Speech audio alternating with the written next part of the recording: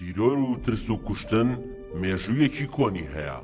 لە هەر سەردەمێکدا کەسانێک وەکو دێوەزمەی مرۆڤایەتی دەرکەوتون و بوونەتە هۆکاری ترس و کوشتنی مرۆڤەکان. پرۆژەی کاونتەر ئەکستریمیزم بۆ لێکۆڵینەوە لیستی 20 کەسایەتی هەرە توندڕە و لە جیهاندا بڵاو کردووەتەوە. لە نێوانیان 7 لەو کەسایەتیانە بنچینەیان بۆ ڕۆژهەڵاتی ناوەڕاست دەگەڕێتەوە، یان هەندێکی دیکەیان هاتوونەتە ئەوێ بۆ ئەوەی وێرانی بکەن. لیستەکە لە گشت ئایدۆلۆجیەکانی تێدایە کە بە توندڕەوی ناسراون، هەر لە داعشەوە بگرا تا دەگاتە ئیخوان موسلیمین و کۆمەڵە بوزیەکانی دژ بە موسڵمان و کۆمەڵەکانی باڵا نەژادی. بەپێی لێکۆڵینەوەکە ئەمانەی ناویان هاتووە مەترسیدارترین کەسایەتیەکانن لەسەر ئاسایشی جیهانی. زەرگەتا ناوی ئەو 20 کەسایەتی هەرە توندڕەوەکانی جیهان بڵاو دەکاتەوە کە بریتین لە حەسەن نەسڕوڵڵا، ئەمینداری گشتی میلیشیاکانی حیزبوڵڵا. حەسەن بە پلەی یەکەم دێت کە ویلایەتە یەکگرتووەکانی ئەمریکا لە کانۆنی دووەمی 1995 ناوی خستووەتە لیستی تیرۆرەوە. نەسڕوڵڵا لە کوشتنی ئەمریکیەکاندا لە جیهان تێوەگلاوە. ئەم جگە لە پشتیوانکردنی ڕژێمی سووریا لە سەرکوتکاریەکانی هەر لە سەرەتای سەرهەڵدانی شۆڕشی سووریا لە 2011 تاکو ئێستا کە سەدان هەزار قوربانی لێکەوتۆتەوە. دووەم، ئەمیر محەممەد عەبدوڕەحمان ئەلمەولا. ئەم کەسا سەرکردەی ئێستای داعشە و لە دوای کوشتنی ئەبوبەکر بەغدادی دەسەڵاتی گرتۆتە دەست. هەروەها بە ئەبوو ئیبراهیم ئەلهاشمی ئەلقوڕەیشیش ناسراوە، بەشداری کردووە و پلانی داڕشتووە بۆ کاری تیرۆریستی لەگەڵ ڕێکخراوی داعش لە کوشتن و سەربڕین و ڕفاندنی کوردە ئێزیدیەکان تێوەگلاوە. سێەم، ئیسماعیل هەنیە، سەرۆکی مەکتەبی سیاسی بزوتنەوەی حەماسی فەڵەستینیە لە غەزا. لە لیستی تیرۆری جیهانیدایە لە ساڵی 2010 و لەلایەن ئەمریکاوە خراوەتە لیستەکەوە. تۆمەتبارە بە پلانداڕشتنی کردەوە خۆکوژیەکان دژ بە ئیسرائیل و بردومانکردنی ئیسرائیل لە ڕێگای ئەو موشەکانەی لە ناوخۆ یان لە ئێرانەوە بەدەستیان گەیشتووە. چوارەم، بەیاد زەکابی. ئەم کەسا بزوتنەوەی نەتەوەیی سۆسیالستی نهێنی لەگەڵ دوو کەسی دیکە لە ئەڵمانیا دامەزراندووە. ئەم بزوتنەوەیە پۆلێن کراوە وەک بزوتنەوەیەکی ڕاستڕەوی توندڕە و ڕێکخراوێکی تیرۆریستی نازی نوێ. بزوتنەوەکە تۆمەتبار کرا بە کوشتنی 10 پەنابەر و لە ساڵی 2018 زەکابی حکمی زیندانی هەتاهەتایی هەیە. پێنجەم، یوسف قەرەزاوی. وەزارەتی گەنجینەی ئەمریکا لە ساڵی 2008 دەستگای خێرخوازی یەکێتی خێر اتحاد الخێر کە قەرەزاوی سەرۆکایەتی دەکات وەک ڕێکخراوێکی توندڕەوی بیانی پۆلێن کرد. قەرەزاوی سەرکردەی ڕۆحی کۆمەڵە ئیسلامیە سونیە چەکدار و توندڕەوەکانە. لە قسەکانیدا پشتیوانی لە کردەوەی تیرۆریستی دژ بە ئیسرائیل کردووە. شەشەم، ستانیسلاف ئەناتۆلیڤیچ فۆرۆبیێڤ، دامەزرێنەری بزوتنەوەی ئیمپراتۆریەتی رووسیایە کە هەوڵی دروستکردنی دەوڵەتێکی یەک نەژاد دەدات بە سەرکردایەتیەکی شاهانەی رووسیایی ئەرۆستۆکراتی و پێی باشە کە سەرکردەکە لە ڕەچەڵەکی ڕۆمانۆڤ بێت کە سەرکردایەتی رووسیای کردووە لە پێش شۆڕشی 1970. ئەم بزوتنەوەیە لە چەندین پرسی کوشتن لەسەر بنەمای نەژادی لە ئەوروپا و ویلایەتە یەکگرتووەکاندا تێوەگلاوە. حەوتەم، ئاشین ویراتۆ، سەرۆکی کۆمەڵەی بوزیەکانی دژ بە موسڵمانەکانە کە بە بزوتنەوەی 1969 ناسراوە و هەڕەشەی ئاراستەی موسڵمانەکانی ناوچەی میانمار لە دەوڵەتی بۆرما کردووە.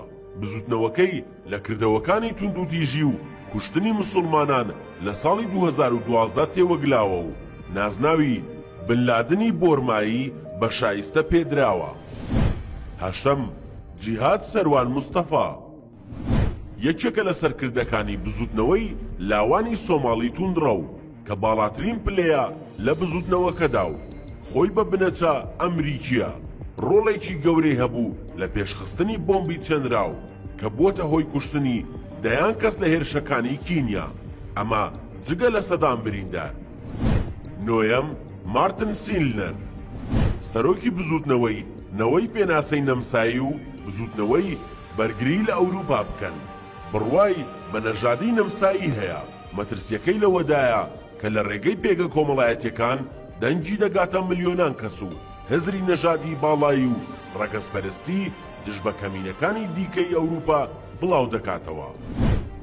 دەیەم ئەحمەد ئەلحەمیداوی ئەمینداری گشتی کەتایب حیزبوڵڵای عێراقی ویلایەتە یەکگرتووەکانی ئەمریکا لە ساڵی 2020 خستیە لیستی تیرۆرەوە بەهۆی پلانداڕشتن و ئەنجامدانی کردەوەی تیرۆریستی دژ بە هێزەکانی ئەمریکا و هێزەکانی هاوپەیمانی نێودەوڵەتی. هەروەها ئەم میلیشیایە بەرپرسە لە بە ئامانجگرتنی خۆپیشاندەرانی عێراقی لە بەغدا لە تشرینی یەکەمی ساڵی 2020 بووە هۆی کوژرانی سەدان کەس و برینداربوونی 6,000 کەسی دیکە. 11 عادل عەبدولباری یەکێکە لە سەرکردەکانی ڕێکخراوی قاعیدا لە نەوەدەکانی سەدەی ڕابردوو دەستی لە پلانگێڕی تەقاندنەوەی باڵیۆزخانەی ئەمریکا لە تەنزانیا و کینیا هەیە کە بووە هۆی کوشتنی 200 کەس و برینداربوونی هەزاران کەسی دیکە. لە ساڵی 2012 ڕادەستی ئەمریکا کرا و دانینا بە هاوکاریکردنی پلانداڕشتن بۆ کردەوەکە.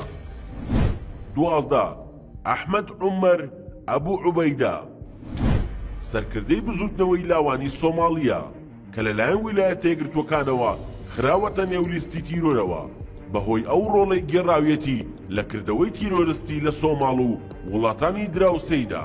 بزوتنەوەکە بووەتە هۆی کوژرانی سەدان کەس و هەزاران بریندار لە کردەوە خۆکوژیەکاندا.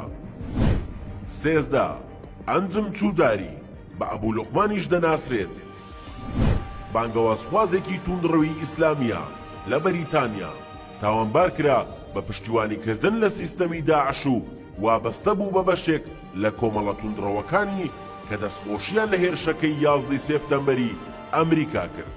هەروەها کاریگەری هەبوو لەسەر ئەنجامدانی بەشێک لە کردەوە تیرۆریستیەکانی نێو شانشینیە گرتوودا وەک پلانی بۆمبی پەیینی سەرنەکەوتوو لە ساڵی 2004.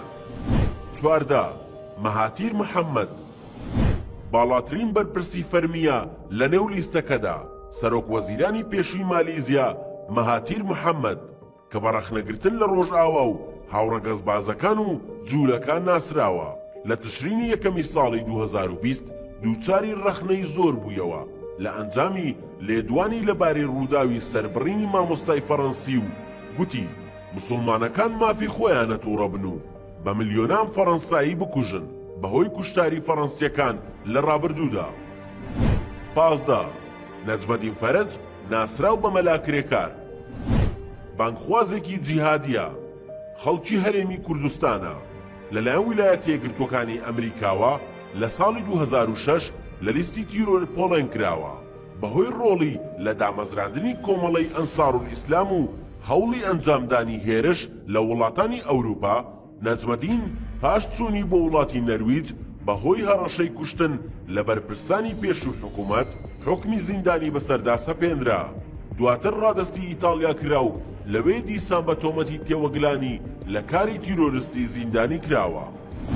16 ڕینالدۆ نازارۆ سەرکردەی تۆڕێکی قاعیدەیە کە بیری باڵا نەژادی سپی پێستەکان پەیڕەو دەکەن لە بڕۆسیا دەژی و لە ساڵی 2018 ئەو ڕێکخراوەی دایمەزراندووە لە پێناو ڕاهێنانی ئەندامانی لەسەر کوشتن لە شەڕی نەژادەکاندا. بزوتنەوەکە کاریگەرە بە پەرتوچی ئابلۆقەی نووسەری نازی نوێ جیمس ماسۆن. 17 سیمۆن لیندبرگ سەرکردەی بزوتنەوەی بەرگری ئەسکەندەناڤیا لە سوید.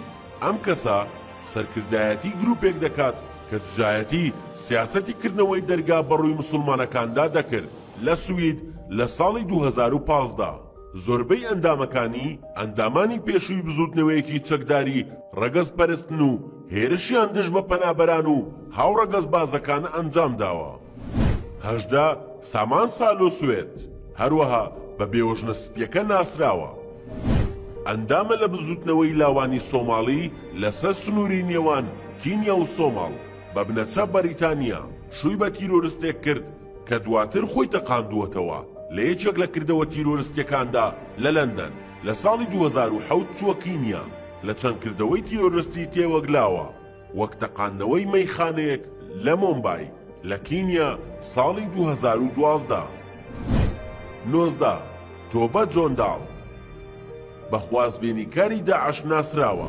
ئافرەتێکی بەریتانی بە بنەچە پاکستانیە ڕۆڵی هەبووە لە ڕفاندنی کچە بەریتانیەکان بۆ سووریا بۆ ئەوەی لەوێ شوو بە چەکدارانی داعش بکەن. 20. دێڤید میات دامەزرێنەری بزوتنەوەی نۆگۆشەیە لە بەریتانیا وەکو سەرکردەیەکی نازی دەبیندرێت. ئەدۆڵف هیتلەر پیرۆز دەکەن و هێما نازیەکان بەکاردەهێنن. پێشتر میات بزوتنەوەیکی ڕاستڕەوی توندڕەوی بەناوی دەستە و یەخا یان شەڕی هەژدەی بەڕێوە دەبرد. لە ساڵی 2006 میات بوو بە موسڵمان و 180 پلە گۆڕا دەستی کرد بە کوشتنی مرتەدەکان لە ئیسلام. ڕاشی گەیاند ڕاستڕەوی توندڕە و توانای دروستکردنی شۆڕشی نییە و ئیسلام چارەسەرە.